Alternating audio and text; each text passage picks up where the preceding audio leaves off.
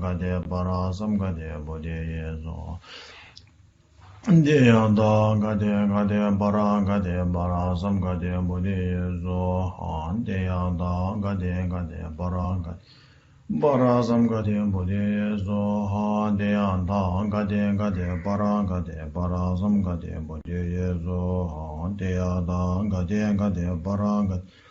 Bara samgade mudi yeso deya da gade bara samgade mudi yeso deya da gade bara samgade mudi yeso deya da gade bara samgade mudi yeso deya da gade bara samgade mudi yeso inge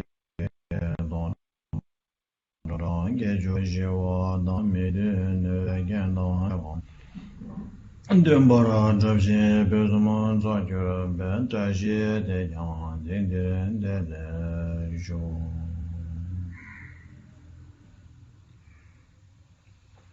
Oh yeah. So greetings to everyone, and then as we are all aware, we lost a great soul yesterday, a great teacher, a great lamp, a great illumination, a great inspiration, and a great leader, spiritual leader, who is known by the name of Thich Nhat Hanh, or Thich Nhat Hanh, as we say in Vietnamese. And so it's a loss not just for the millions of followers of Thich Nhat Hanh himself, but all over the world, for people who love peace, for people who wish for happiness, which is every one of us, not just human beings, but all the sentient beings in the world. We all desire happiness, and we all want to avoid unhappiness. And this great soul, this great teacher, this great saint worked tirelessly for that purpose all of his life.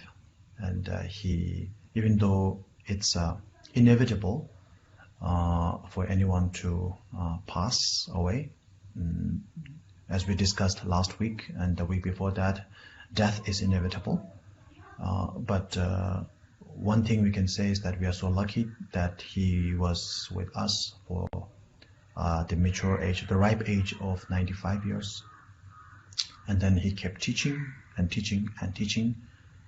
When he's with his speech, he taught us, and when he was silent, again he taught us. So therefore, we learned a great deal. And then, as His Holiness the Dalai Lama said in his condolence letter to the followers of the Thich Nhat Hanh, the best way to pay tribute to this great master is to contribute in the pursuit, to contribute to the work that he pursued, which is to bring peace to the world. So when we talk about world peace, if you talk about world peace like in the air, it doesn't mean anything. But if each individual in this world has happiness and has peace, then the whole world will become peaceful. And for that, we have to start with ourselves, by one. So I cannot bring peace to you, or you cannot bring peace to me. I mean, you cannot force peacefulness into me. I cannot force or transfer my peacefulness into you by force. So what we can do is, by learning, by the instructions that the masters gave, but what the instructions that Buddha gave, the instructions that our teachers gave, through which we can nurture, we can cultivate peacefulness, loving kindness, and warm-heartedness within ourselves. And that is what we should be doing. So cultivating loving kindness, cultivating compassion, cultivating understanding, creating, cultivating open-heartedness, warm-heartedness, within ourselves. That is what we should be doing in memory of the great master. And so I'm not just saying this because he's a very famous or a popular sort of like teacher. I'm not doing that as a this as a sort of a he even though I've never met Thai, he was a great inspiration for me. I've read many of his books, and his books are concise, very simple, very direct, touching to the heart, and very easy to practice. So in today's time, everybody wants, we all want to, take it easy. So his instructions are always handy, always to the point, always direct, and for me it was very helpful. And then it will continue to be helpful, as you may have remembered that I used to recommend one book by him called The Present Moment, Wonderful Moment. I kept recommending that book like 2 years ago when we were doing the Gambobas book, and I still recommend that book to everyone, not just as a holy book that you put on the altar and just do worshipping, but more as in a practical guideline. Keep it handy. So this is my suggestion, and this is how we will remember Thai. This is the book. It's a very small booklet.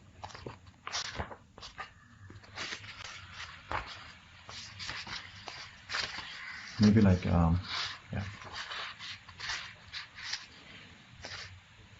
It has like 70 pages, but the words are the fonts are actually quite large. So I think all in all, it's around like maybe 40 pages. I think. So can we have that slide back, please? Yeah. So one of the most important teachings that Thai gave.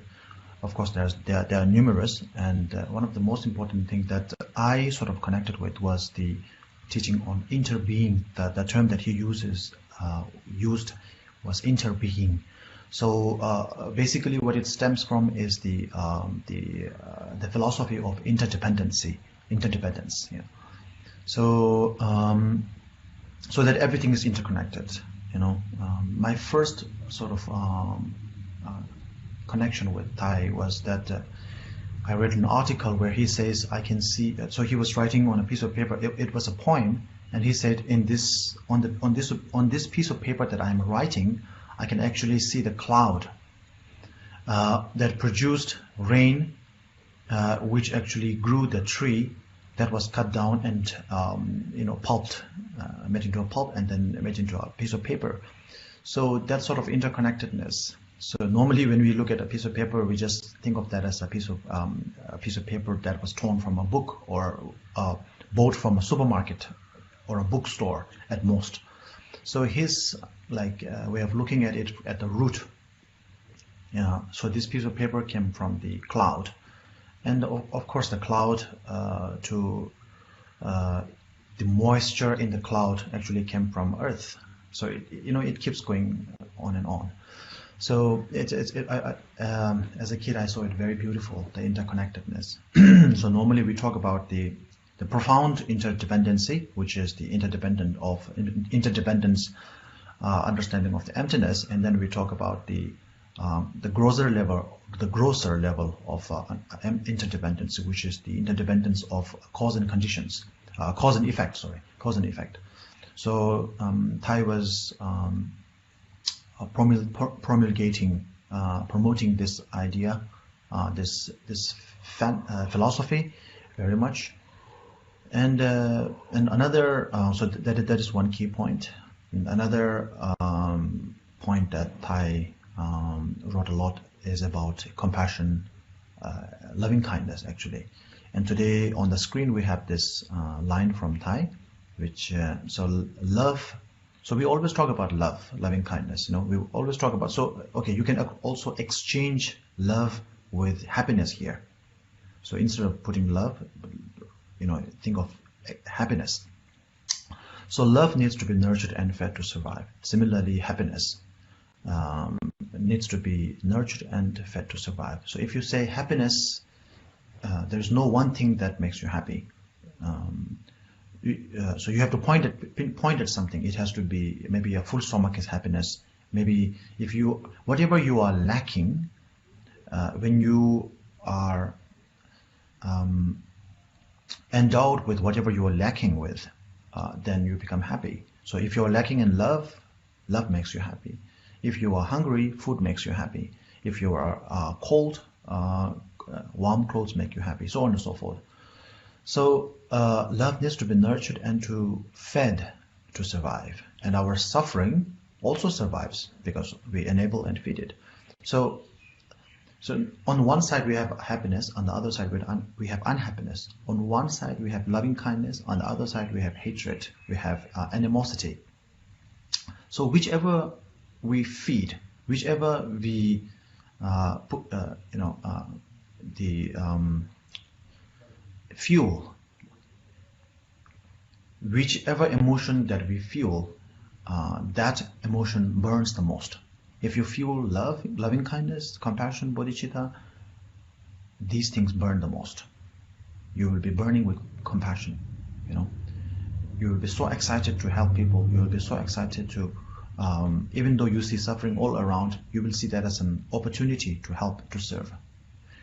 At the same time, you can feed your animosity, your hatred, your jealousy, and then you will be so excited to destroy. You will be so excited to deconstruct, to get rid of everything. So whatever emotion that you feed, that emotion stays put. So the beauty, I like the following line, which he says: we ruminate on suffering, regret, and sorrow. We chew on them, swallow them, bring them back up. So ruminate. You swallow them, then you bring it up like a cow, and we bring them back up and then eat them again and again. If we are feeding our suffering while we are walking, while we are working, while we are eating or talking, we are making ourselves the victims of the ghost of the past, of the future, of our worries in the present, or our worries in the present. We are not living our lives. So if something good happens, of course, normally whatever bad has happened, we usually go to that memory and clutch onto that memory, hold onto that memory, grasp onto that memory. If it's even if it's a good memory, we don't really enjoy that good memory. We usually talk about good memories, but what we do is when we visit our good old memories, we end up comparing that good memory with the present situation, and then we feel miserable because instead of saying, okay, we had a very good time, and just enjoy that memory. You can also do that. It's like watching a movie. But instead of, if you watch a movie and compare your life with a very successful or a very affluent person in the movie, then you will feel miserable because you are not on that level. So similarly, when we visit our memories, we tend to, unwittingly, without knowing, we compare our present situation with the past glories. And when we do that, we may feel proud. A lot of people do that. Actually, when you feel a little bit of joy in the beginning, and then you end up being being very unhappy because your current lifestyle is not as good as that good old memory. So we are not living in the present, and if we are not living in the present, then we are not living at all, because past is already gone. It's lived, not living. And then future is yet to come, so it's to live, not living. And the only sort of like time frame, the duration that we have to live with it is in the present. So in order to live in the present, this tells us to bring ourselves to the present moment, and that is why the book is also called Present Moment, wonderful moment, because that is the only moment we have. His Holiness also said something very beautiful. We only have like one moment, or like today, to work on things. Yesterday is gone. What His Holiness said was something like this: yesterday is gone, tomorrow is yet to come. So we only have today to do whatever we have to do. And within today, for my time, we started at 8:30. 8:30 is already gone. Now it's 8:56 in the morning. And 9, 10, 11 is yet to come. Then the next hour is yet to come. The previous hour is already gone. So we only have this moment, this hour. And within this hour, we only have this moment, this minute. So that's what we should focus on. And then we will do a short meditation on this.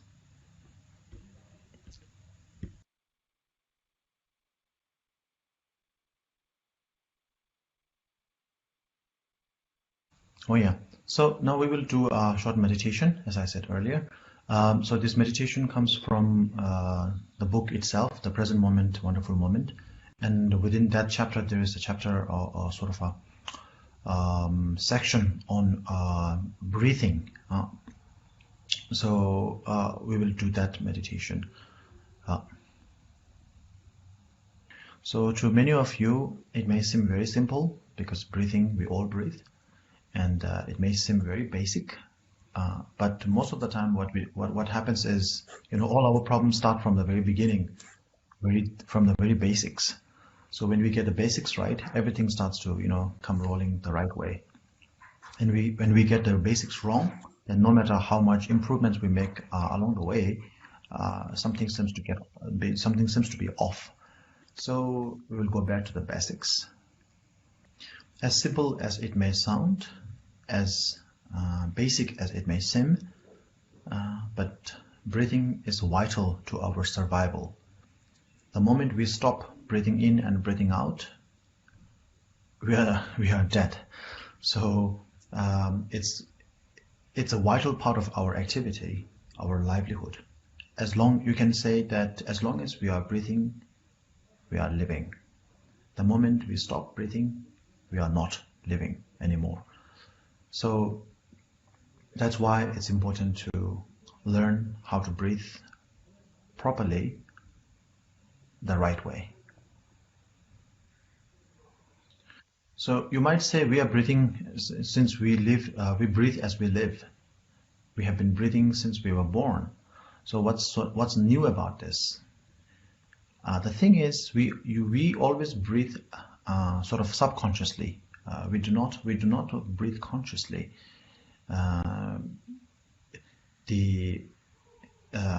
Without paying any attention to the way we breathe, we keep breathing. So it's almost like we just mindless breathing.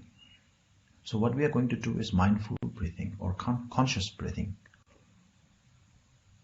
So how we breathe consciously? So we have to pay attention, be aware that the activity of our breathing. So how we do that is, as we breathe in, be aware that we are breathing in. And as we breathe out, be aware that we are breathing out. I am breathing in. I am breathing out. Breathing in, breathing out. In, out. Breathing in, breathing out. So it's very simple. So let's do it. Forget everything else. Just be aware that you are breathing in. Just be aware that you are breathing out.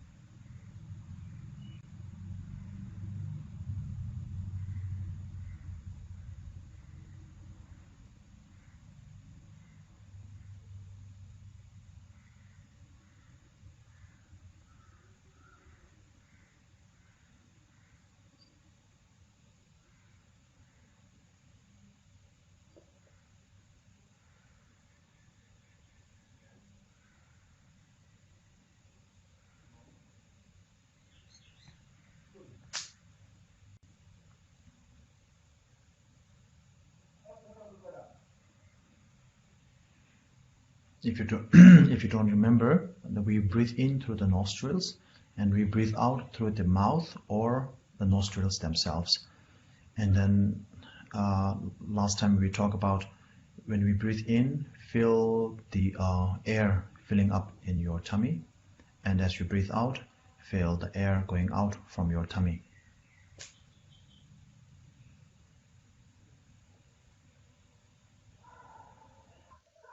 If you pay attention to your breathing, you will gradually start to breathe more deeply, and as you start breathing deeply, you will start breathing slowly as well.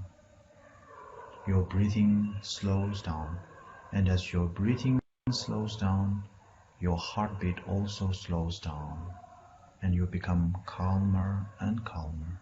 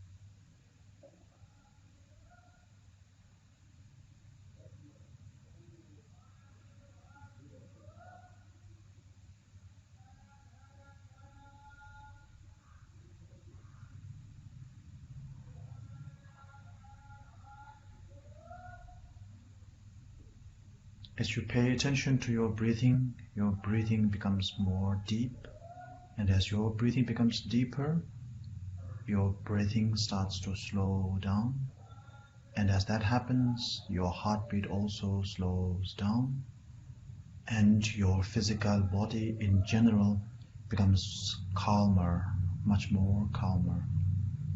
And as your physical activities slows down and become calmer, your mind also begins to calm down.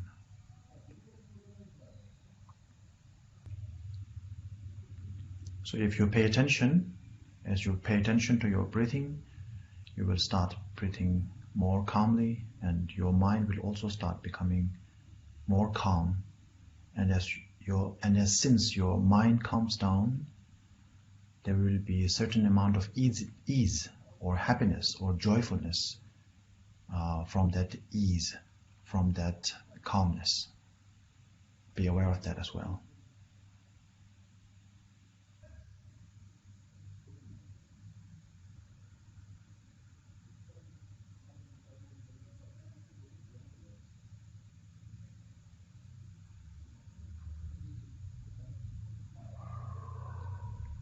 When you start paying attention, immediately you might get distracted, and when your mind gets distracted, your mind gets disrupted, and you will have disruptive thoughts.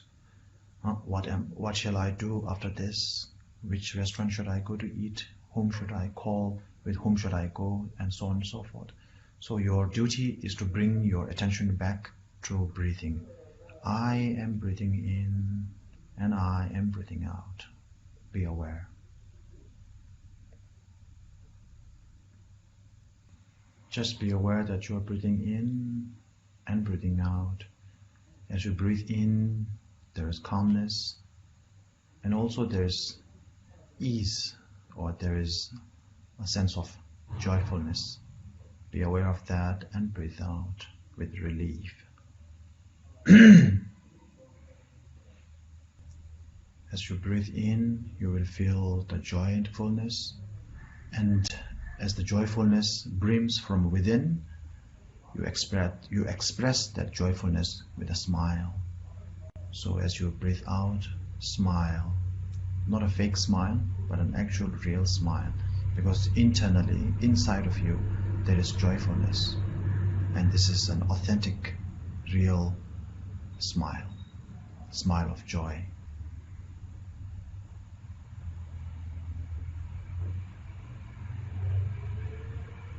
It doesn't have to be a stressed out, long smile like a clown or a joker, you know. It's an expression of your internal experience. So whatever internal joyfulness that you're experiencing, you express that out in a manner of smile. So remember the smile of the Buddhas. Remember the smile of the Bodhisattvas.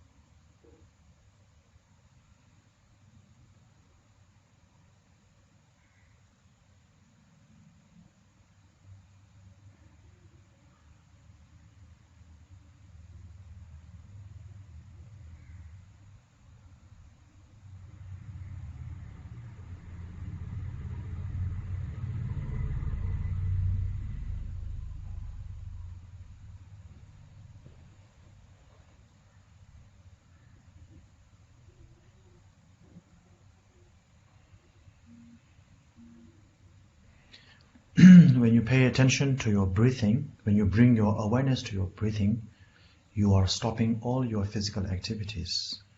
As you sit down, meditate on breathing, you stop all your physical activities and your physicality starts to calm down. And as you keep breathing slowly and more deeply, there you have the verbal silence. As you sit down and stop all the physical activities, you have the physical silence. And then as you go into a little bit deeper meditation or slowing down your breathing, you experience the silence of the speech. And as you go much more deeper into your meditation, then you experience the silence of the mind. So through this very simple practice of breathing exercise, you can practice the silence, not just the physical silence of no sound, but the silence of the body, silence of the mind, silence of the speech. All three can be practiced with this so-called simple breathing exercise.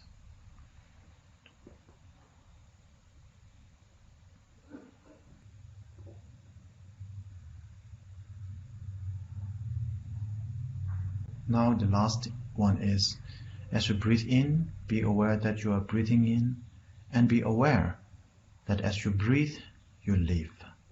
You are living in the only moment that you are breathing. So as you breathe in, be aware that you are breathing, and be aware that you only have this present moment. And as you breathe out, be aware that you only have this present moment, this moment which is the only present moment, and this present moment is a wonderful moment because I can grasp it, I am aware of it. If you are unaware of your present moment and it goes out of your hand, then it is not wonderful, it escapes. But since you are aware of the present moment, which is the only moment that you can use, as I said earlier, past is gone, future is yet to come, so the present moment is the only moment that I can use, which I am. Now I am aware of that present moment. I am present, so therefore I am experiencing this wonderful present moment.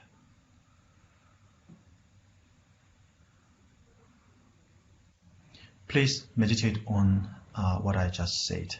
This is our last set.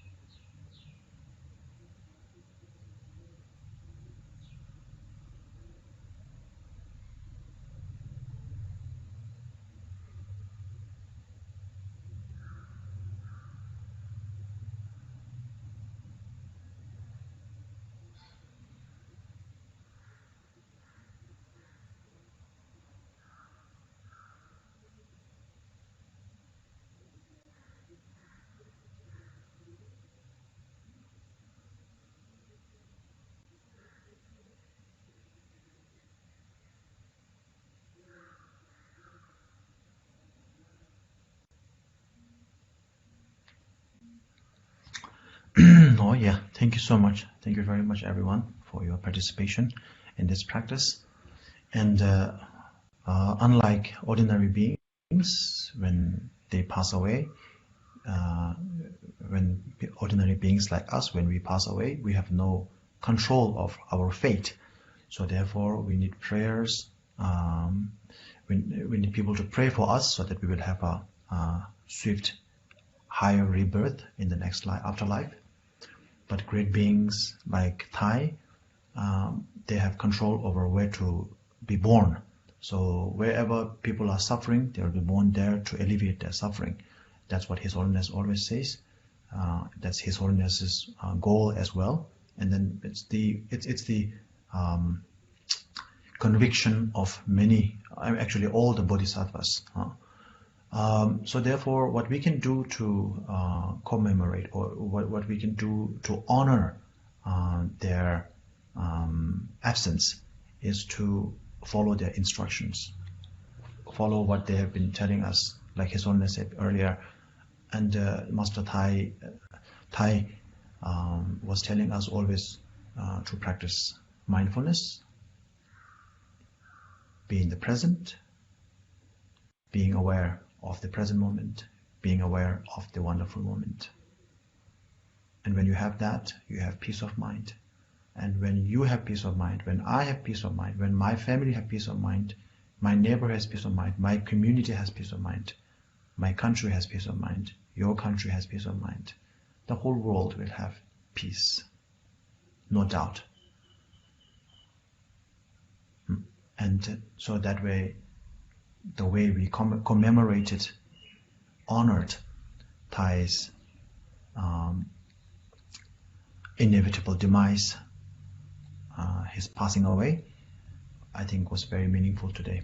And we will now do the dedication and wrap up this session today. And if any of you would still like to sort of like honor the Master's demise, you can read his books, or as we did right now, you can meditate on mindfulness to bring peace of mind upon yourself, so that you can spread the same thing upon others.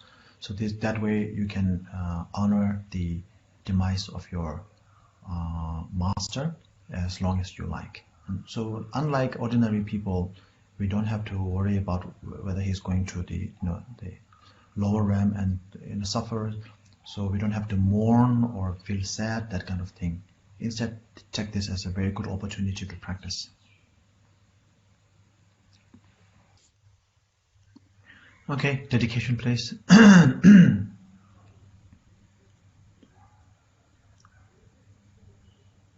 Gewan de ye nyurdo na lama zangye drubyo den jowa je yang ma lu ke ye zang la ge ba jo chan jo zem jo rimbo je ma ye ba na ma ge jo ge ba nyam ba me ba ra yang gon ne gon do be wa ra jo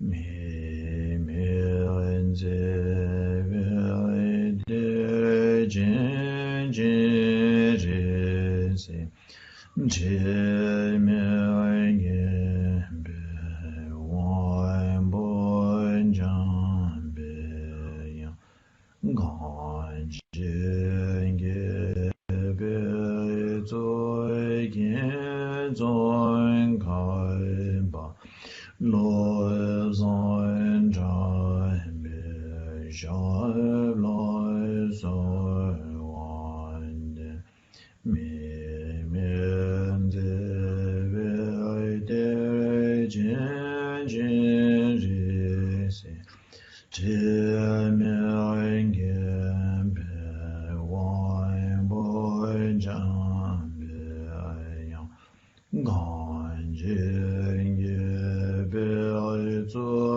gen zo kai ba lo zon jan be